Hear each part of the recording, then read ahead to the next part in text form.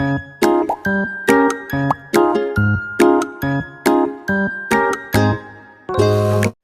Dear students, आज मैं आपके सामने इस वीडियो लेक्चर में क्लास 11 के मैथमेटिक्स के सेट थ्योरी के अंतर्गत अलजेब्रा ऑफ सेट्स के लॉज को मैं बताने जा रहा हूं। अलजेब्रा ऑफ सेट्स के ये सभी जो लॉज हैं, नियम हैं, इसकी बहुत प्रधानता है। इसे हर स्टूडेंट को अवश्य जानना चाहिए।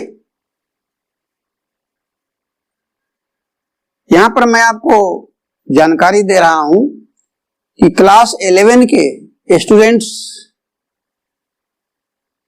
को उनकी परीक्षा में, एग्जामिनेशन में अलजेब्रा ऑफ सेट्स के ये सभी जो लॉज हैं, इनके प्रूफ्स नहीं पूछे जाएंगे। केवल 11 के स्टूडेंट को इन सभी लॉज को दिमाग में रखना है प्रॉब्लम्स को हल करने के लिए। इसकी मेन आवश्यकता आपको पड़ेगी क्लास 11 के अलजेब्रा ऑफ सेट्स पर बेस्ड प्रॉब्लम्स को सॉल्यूशन करने में। तो मैं आपको स्पष्ट कर दिया कि अलजेब्रा ऑफ सेट्स के लॉज को केवल प्रॉब्लम्स के सॉल्यूशन में ही आवश्यकता पड़ेगी। इसलिए इन सभी लॉज को आपको मेमोराइज कर लेना चाहिए। मैं आपको एडवाइस दे रहा हूं, नहीं तो आप न्यूमेरिकल प्रॉब्लम्स का सॉल्यूशन नहीं दे पाएंगे।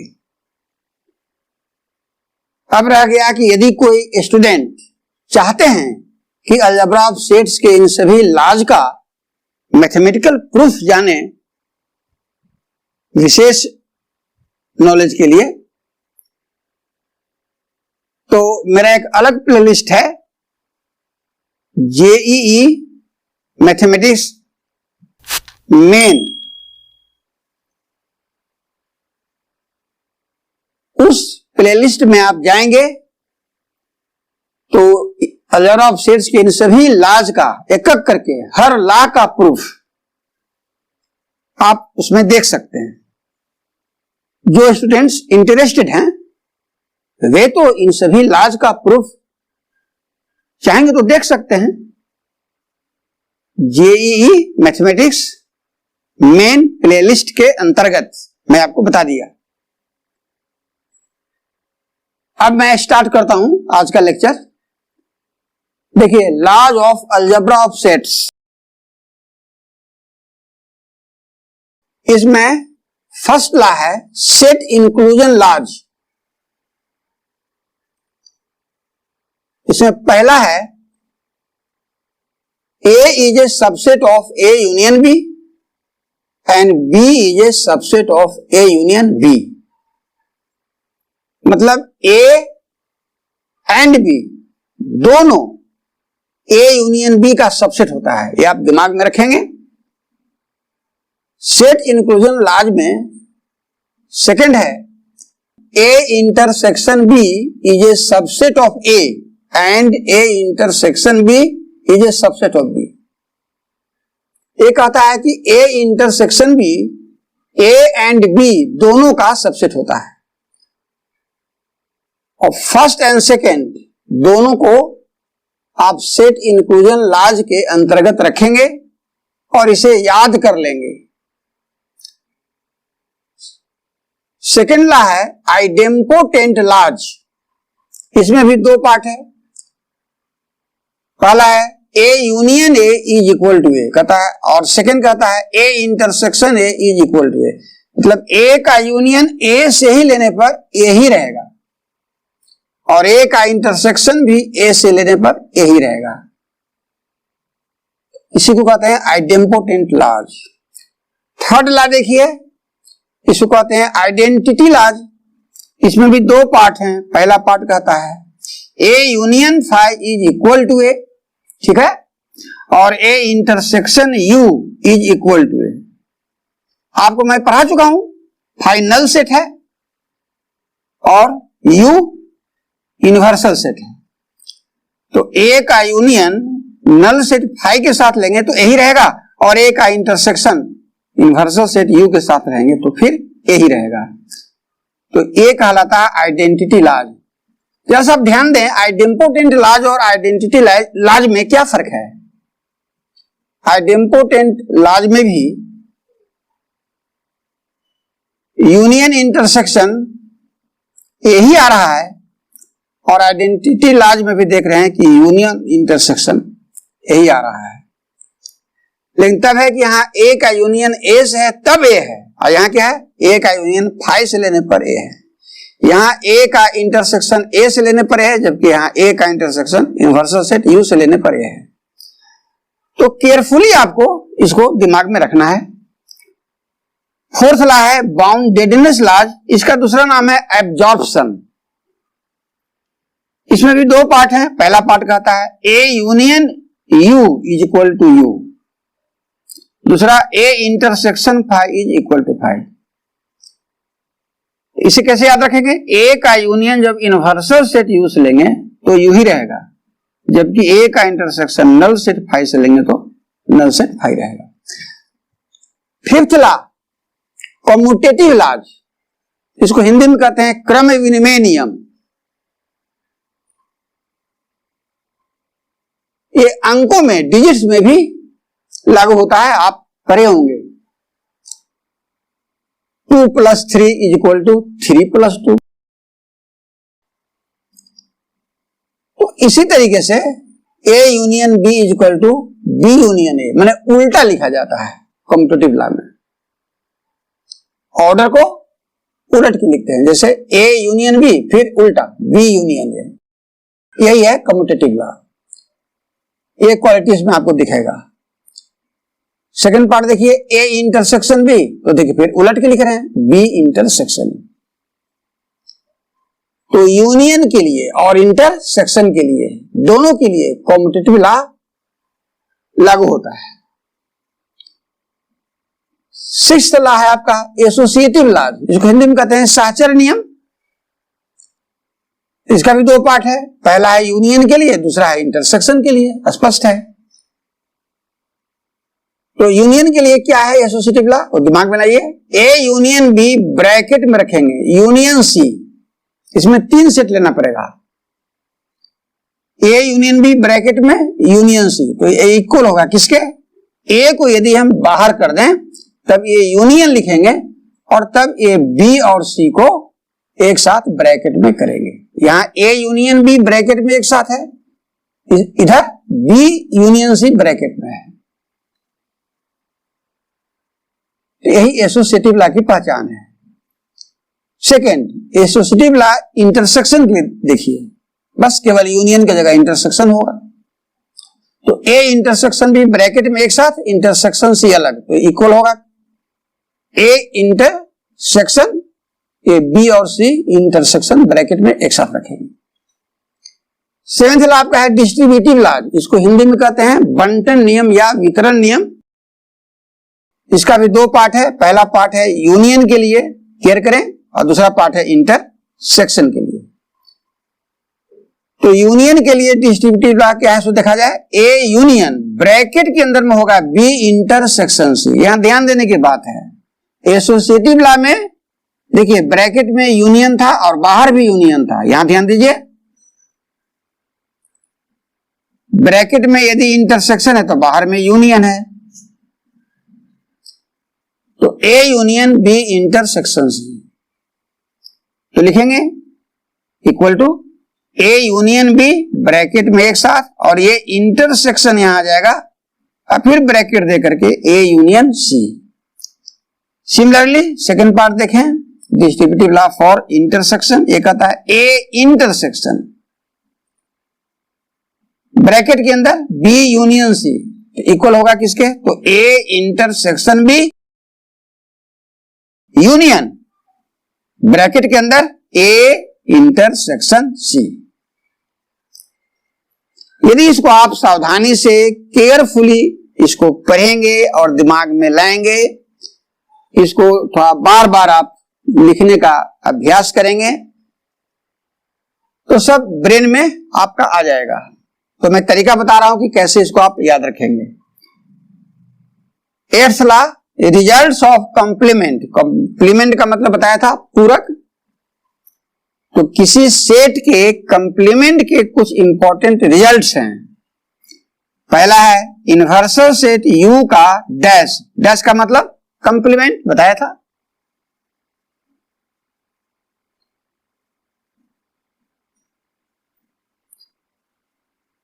तो पहला लॉ क्या कहता है, इनवर्सल सेट U का डैश यानी complement is equal to 5। Final set है। इसे कैसे याद करेंगे, इनवर्सल सेट का जो कंप्लीमेंट होगा वो नल सेट 5 होगा। और सेकेंड पार्ट में देखिए, नल सेट 5 का कंप्लीमेंट यानी डैश यूनिवर्सल सेट होगा। थर्ड कहता है ए डैश का डैश मतलब ए के कंप्लीमेंट का complement, complement of A is equal to A. स्पष्ट है। ए का कंप्लीमेंट लें आप फिर कंप्लीमेंट ले लेंगे तो वही ओरिजिनल ए होगा। चौथा देखिए, A union A dash is equal to U, जहां यू यूनिवर्सल सेट है। ए और ए के कंप्लीमेंट का यूनियन लेने पर यूनिवर्सल सेट आएगा। और 5 क्या कहता है, ए और ए डैश का जब इंटरसेक्शन लेंगे तो नल सेट 5 होगा। 6th देखें, A is a subset of B if and only if B dash is a subset of A dash। इसका अर्थ क्या हुआ,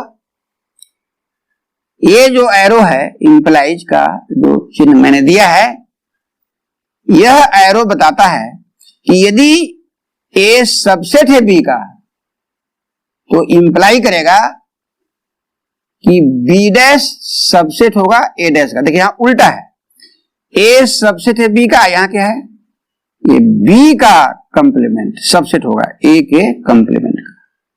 ये सब केयरफुली आपको ध्यान में रखना है, तो इसे याद रखेंगे।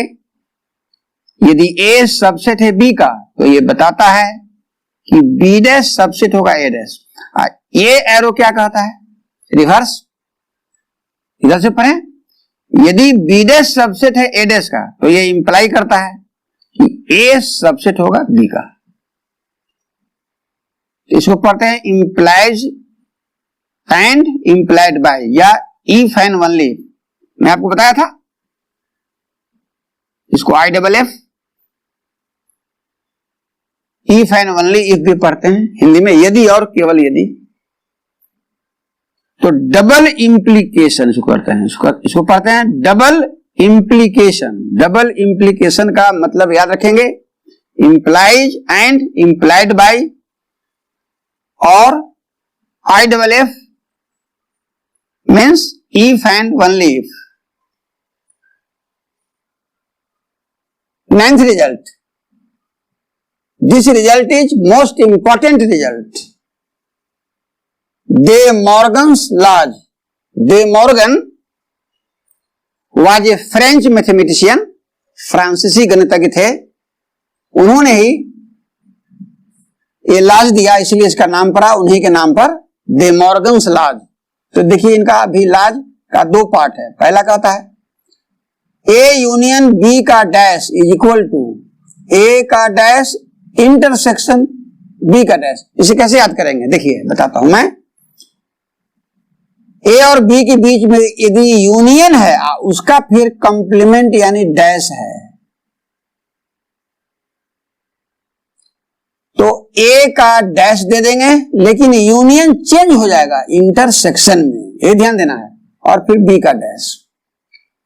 ठीक इसी प्रकार सेकेंड पार्ट देखें, ए इंटरसेक्शन बी का डैश तो इक्वल होगा ए का डैश यूनियन बी का डैश। तो यहां जब इंटरसेक्शन है बीच में तो देखिए यूनियन हो गया,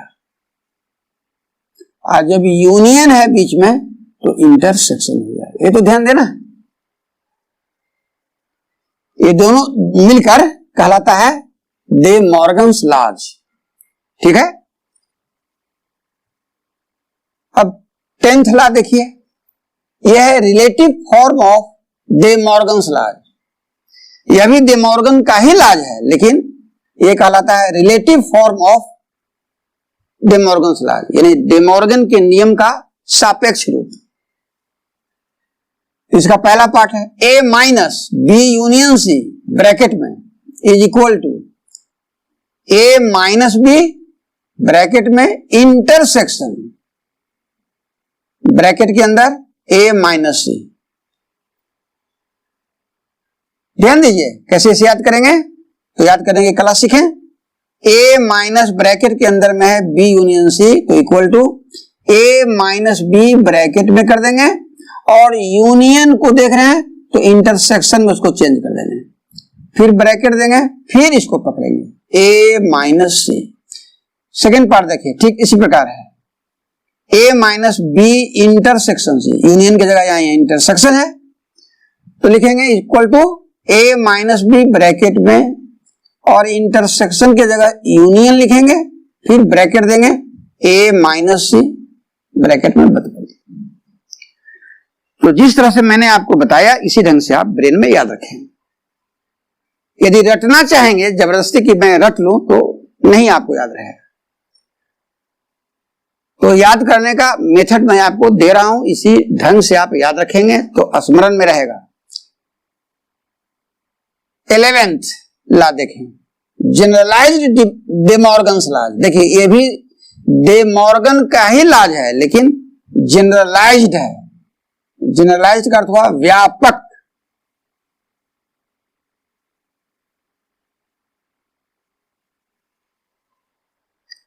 इसका भी दो पार्ट है। पहला यूनियन ए आई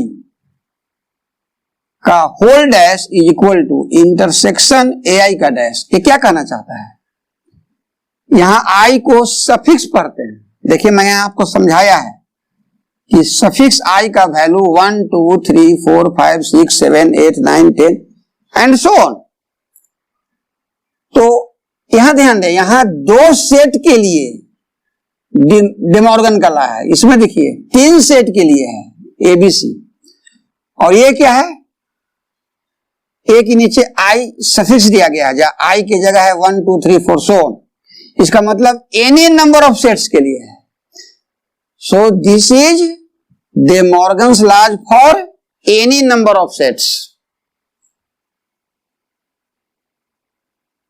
देखिए मैं लिख देता हूं, for any number of sets. आपको समझने के लिए लिख दिया कि ये जनरलाइज्ड डे मॉर्गन्स लॉ जो है यह है for any number of sets, माने सेट्स की संख्या चाहे जितनी हो। तो यूनियन ए आई का अर्थ समझना पड़ेगा, A1 union A2 union A3 union A4 union dot dot, उसका कंप्लीमेंट डैश इक्वल होगा A1 dash intersection A2 dash intersection A3 dash intersection dot dot. ठीक इसी प्रकार ये इंटरसेक्शन के लिए है। तो मैं थोड़ा सा एक्सप्लेन करके बता दिया। तो ध्यान देंगे, यूनियन पर यदि डैश रहेगा तो यूनियन इंटरसेक्शन में चेंज हो जाएगा और एआई पर डैश हो जाएगा। इसमें इंटरसेक्शन एआई पर डैश रहेगा तो इंटरसेक्शन यूनियन में चेंज हो जाएगा और एआई पर डैश हो जाएगा। अब 12th लॉ, इसमें मैं लिखा हूं सम इंपॉर्टेंट रिजल्ट्स आपके लिए जो प्रॉब्लम्स में अक्सर यूज होता है।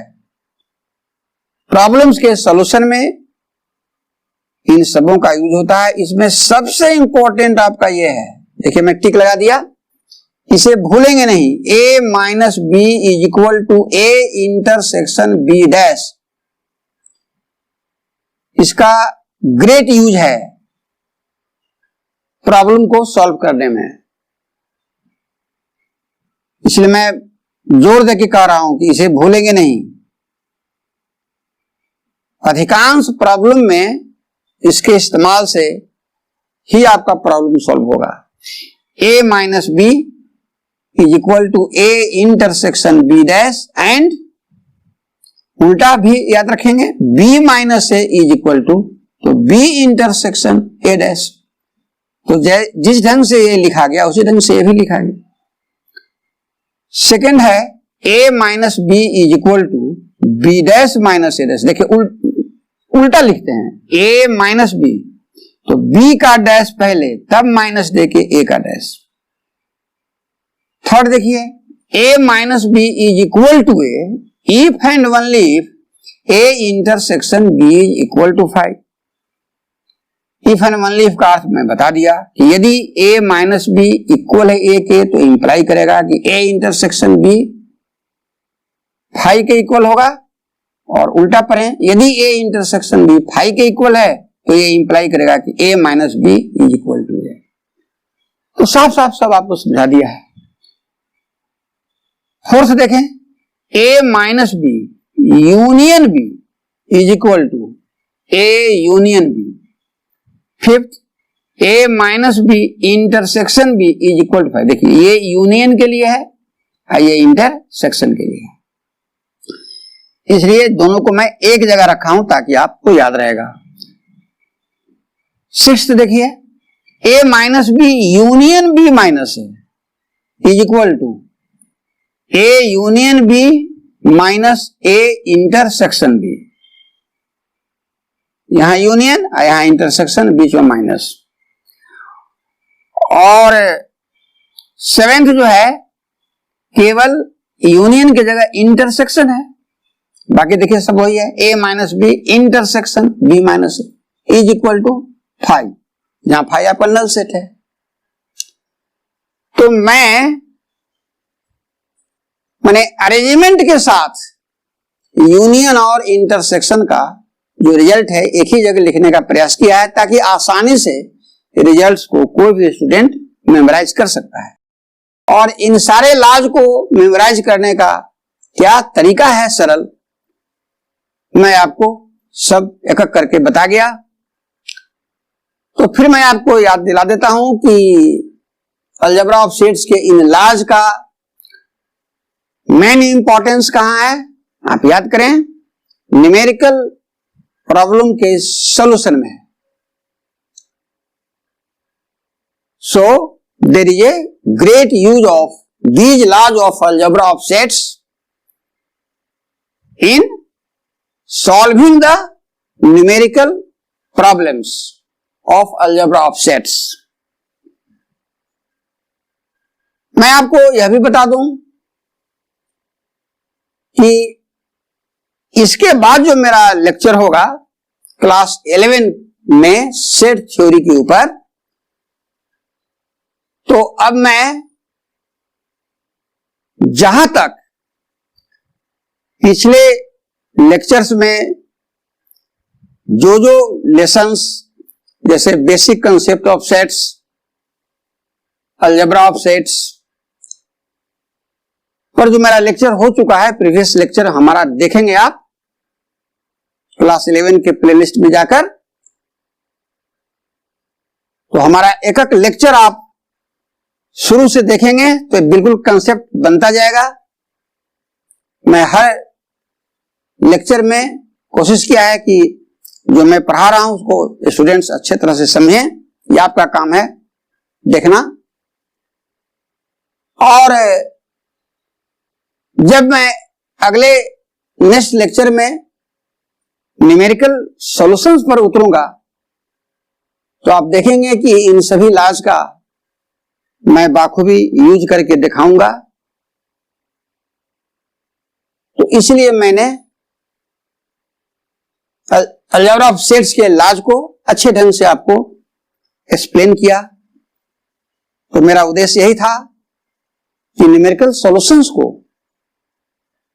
समझने में आपको दिक्कत ना हो, इसी के लिए मैंने एक अरेंज्ड वे में सारे लॉज को आपके सामने रखा और एक्सप्लेन भी किया। और जो स्टूडेंट्स चाहते हैं कि इन सभी लॉज का हम प्रूफ देखें, समझें, तो फिर मैं पुनः याद दिला देता हूं कि जेईई मेन के प्लेलिस्ट में जाइए और आराम से अलजेब्रा ऑफ सेट्स के इन सभी लॉज का प्रूफ एक एक करके आप देख सकते हैं, समझ सकते हैं, इफ यू आर इंटरेस्टेड। तो ठीक है, मैं सारी बात आपको बता दिया स्पष्ट ढंग से। तो यदि आप मेरे लेक्चर को अच्छे ढंग से समझना चाहते हैं, तो एक बार मैं फिर आपको दोहरा देता हूं कि आप मेरे प्रीवियस वीडियो लेक्चर्स को एक एक करके क्रम से देखेंगे। तो मैं दावा करता हूं कि कोई भी लेक्चर मेरा ऐसा नहीं है जो कि आप समझ नहीं पाएंगे। मेरे लेक्चर को समझने के लिए किसी टीचर की आवश्यकता नहीं है। मैं इस ढंग से एक्सप्लेन करके स्टेप बाय स्टेप आपको बताने का प्रयास किया है कि without the help of any teacher you may success in mathematics.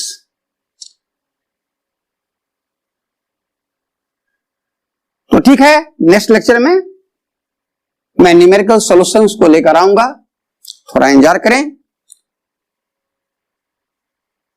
मैं समझता हूं कि आज का वीडियो लेक्चर आपको काफी पसंद आया होगा।